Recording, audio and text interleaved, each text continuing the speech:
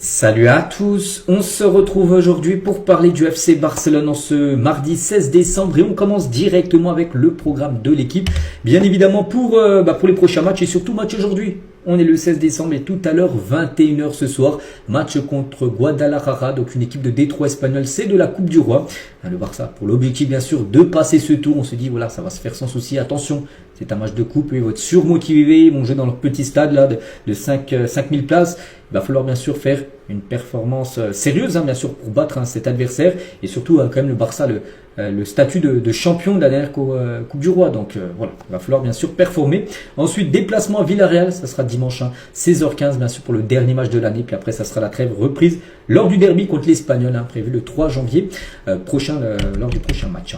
Concernant le match bien sûr du jour, voilà ce match contre Guadalajara, donc ça fait la une aujourd'hui du journal Mundo Deportivo et ça parle surtout du gardien de but. On sait que Ruan Garcia sera remplaçant, il a même dit, on parlera de la conférence de presse de Flick, donc qui goal ce soir, qui goalera, donc ce sera Ter Stegen ou Szczesny, un des deux bien sûr sera titulaire pour cette rencontre.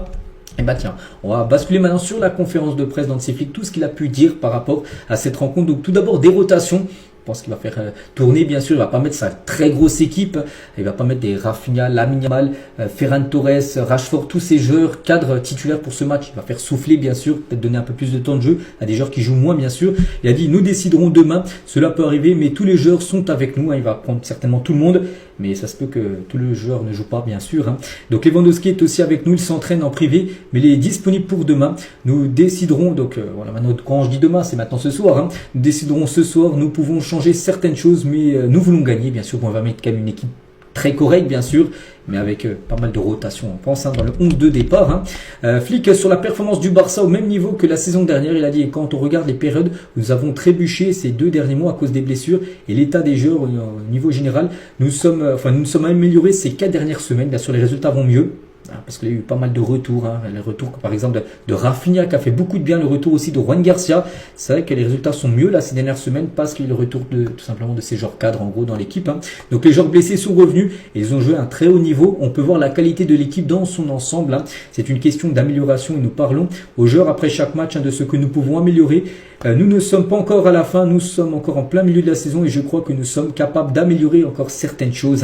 C'est notre façon, on doit s'y tenir jusqu'à la fin de la saison. Toujours avec Flick, une question sur l'adversaire ce soir, Guadalajara. Donc sous-estimer l'adversaire de ce soir, alors pas du tout. Nous avons parlé de cette affaire, nous devons montrer notre comportement, notre état d'esprit à ce sujet. Et les joueurs le savent, surtout pas prendre cette équipe de haut, parce que là, sinon tu vas flopper. Tout est lié à la façon dont on commence le match, bien sûr. Si tu manques de respect à l'équipe adverse, tu fais un peu des choses, un peu n'importe quoi, tu vas te faire punir. Voilà, c'est tout comment tu vas commencer le match. Tu mets une grosse intensité comme si c'était par exemple, peu importe l'équipe, une équipe de Liga en face. Et voilà, il faut jouer la même manière en gros. Pour moi, c'est fondamental pour le jeu. Nous voulons comprendre ce qui se passe dans le match. Nous avons affronté Barbastro la saison dernière. Je pense que nous avons montré notre état d'esprit lors de ce match. C'est ce qu'on veut faire ce soir contre Barbastro. Je crois que le Barça s'est imposé 4-0 lors du premier tour de Coupe du Roi la saison dernière contre une Détroit également. Donc voilà, il veut le même rendement de son équipe, bien sûr, gagner avec beaucoup de buts et surtout bien joué, bien sûr, ne pas manquer de respect à l'adversaire. Les problèmes du Real Madrid avec les arbitres. Une question, les arbitres sont une partie importante de ce match et sans eux, nous ne pouvons pas jouer. Parfois, nous croyons qu'ils peuvent faire mieux, mais ils font aussi un travail incroyable parce que là, en gros, il a été questionné par rapport, bien sûr, au Real Madrid qui s'est encore plaint de l'arbitrage lors des derniers matchs. Donc voilà, lui dit qu'il se focus bien sûr sur lui et que les arbitres font de leur mieux, tout simplement chaque week-end. Marc Casado à l'arrière droit. Nous, je pense que la force de Casado réside dans le milieu de terrain, que ce soit en numéro 6 ou en numéro 8. C'est Casado, défenseur droit.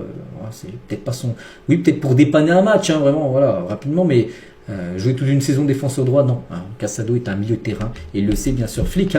Nous devons gagner ce match. Nous jouons en Liga et nous sommes favoris pour gagner la Coupe du Roi. Il faut le prouver. Nous avons la haute qualité et nous voulons bien sûr le montrer.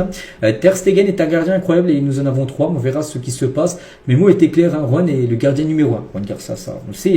Alors on verra ce qui se passe. Donc Szczesny a réalisé une excellente saison et nous avons remporté 3 titres avec lui.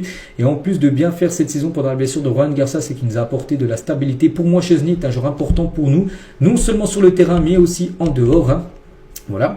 Donc Ter Stegen reste même sans jeu parce que Ter Stegen a pu voir là ces derniers jours, en gros qu'il aurait dit en gros qu'il souhaitait rester au Barça jusqu'à la fin de saison, tout ça. Donc il n'y aurait pas de départ de Ter Stegen. Donc il a dit je pense que c'est sa décision s'il souhaite rester. Nous avons parlé de sa situation. Je respecte Marc.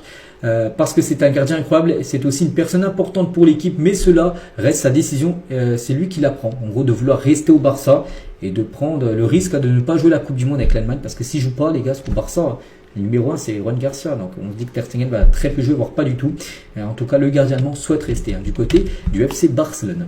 Utiliser d'autres joueurs comme attaquant si Lewandowski n'est pas disponible, il a dit on y pense toujours bien sûr. Nous savons qu'il y a des joueurs qui peuvent jouer le numéro 9 et nous y réfléchissons, c'est notre travail. Donc Fermin peut y jouer, Rashford peut aussi jouer en numéro 9, Ferran bien sûr et Robert, mais il y a aussi d'autres joueurs capables de jouer à ce poste là, même Rafinha vraiment, s'il y a vraiment personne en attaque en numéro 9 je vous parle, il peut jouer en numéro 9, même Lamine Yamal il pourrait. Bon, après Lamine Yamal, c'est vrai qu'il est peut-être mieux sur le côté, on va dire, mais voilà, vraiment, s'il y a besoin de dépanner en numéro 9, il peut dépanner un match, bien sûr, même Lamine Yamal. Voilà toutes les déclarations d'Hansi Flick en conférence de presse, il a parlé un peu de tout, en gros, il a répondu aux questions, bien sûr, des journalistes. Concernant le 11 attendu ce soir, comme j'ai dit, un 11, voilà, qui va être quand même remanié, bon, avec quand même une très belle équipe, donc ça pourrait être Chesney au but, donc du coup, bon, Juan Garcia, on sait qu'il sera sur le banc, donc, pas de Ter Stegen, donc ce sera Chesney le titulaire, donc Koundé à droite, Christensen, qui joue très peu, pourrait être aligné ce soir avec Gérard Martin, et Geoff Torren, un défenseur gauche, j'ai dit, une équipe avec des rotations. Donc Casado pourrait avoir du temps de jeu ce soir avec De Jong, Fermin Lopez et devant Ronny, Bardi, Rashford et Dro. Voilà, donc Ferran Torres, Rafinha, Lamine Yamal, Pedri, voilà, tous ces joueurs cadres, bien sûr, Cubarsí, tout ça, pour être ils seront bien sûr sur la feuille de match, mais ils seront tous certainement sur le banc. Voilà, après, bien sûr, ça a besoin de les faire rentrer. Par exemple, c'est à 0-0 à la 60e. Là, on pourrait voir rentrer en jeu des joueurs comme Rafinha, Lamine. Mais si, par exemple, il y a 3-0 à la 60e, il y a de fortes chances qu'aucun de ces joueurs 4 joue et qu'ils soient laissés au repos. Et voilà, préservé pour le match bien sûr de dimanche du côté de Villarreal. Donc voilà, concernant cette rencontre, il a noté que c'est officiel l'arbitre du match, quelqu'un de très important, surtout qu'il n'y a pas de VAR ce soir, attention, il n'y a pas de VAR dans le petit stade là de Guadalajara. Ça sera César Soto Grado qui sera l'arbitre du match ce soir de Coupe du Roi. Donc voilà ce qu'il y a à dire sur cette rencontre. On continue avec d'autres infos. Tiens, je vais vous montrer tout à l'heure une journal Mundo Deportivo, ça parlait de qui gaulera ce soir et sport les gars, donc ça parle oui, ça parle un peu du match bien sûr du Barça, mais ça parle surtout de Florentino Pérez, le président du Real, et Florentino Pérez attaque le Barça. Voilà, donc, parce qu'il est en interview et il a dit 2 déclarations.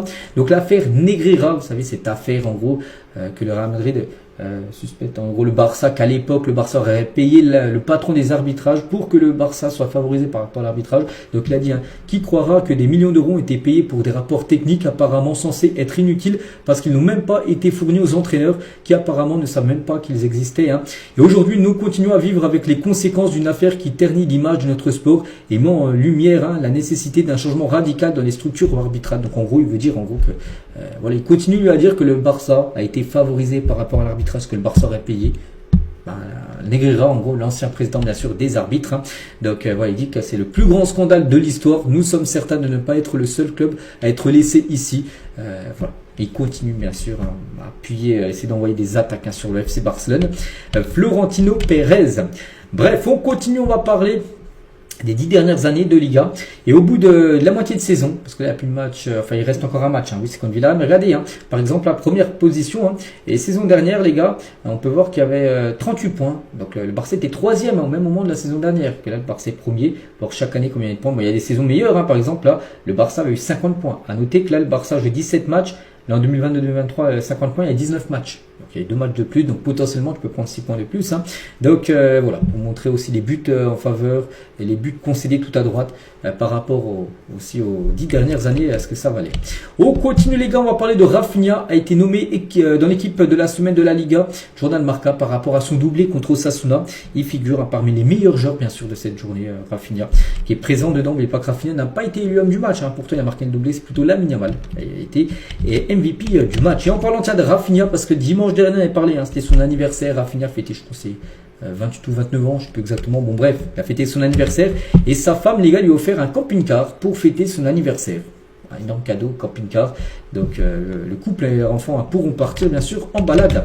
On continue avec Lewandowski. On apprend aujourd'hui les gars qu'il y a une rencontre entre Laporta, Deco, et Pinizavi. Donc Pinizavi, c'est un agent de beaucoup de joueurs et agent de Lewandowski pour décider de l'avenir de Lewandowski au Barça. Ça a été parlé en gros de ce qu'il faut faire avec Lewandowski, est-ce qu'il continuera ou pas du côté du club.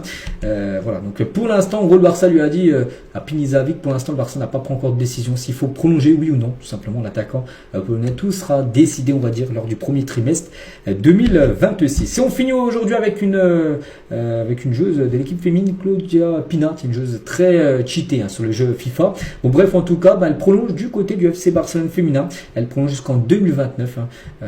L'attaquante du FC Barcelone. Félicitations à elle. Donc voilà ce qu'il y avait à dire aujourd'hui. J'espère que ça vous a plu. On se retrouve demain. Donc bien sûr, demain on fera le débrief de la rencontre de ce soir. Ce match de coupe. Allez, moi je vous souhaite une très bonne journée et à demain.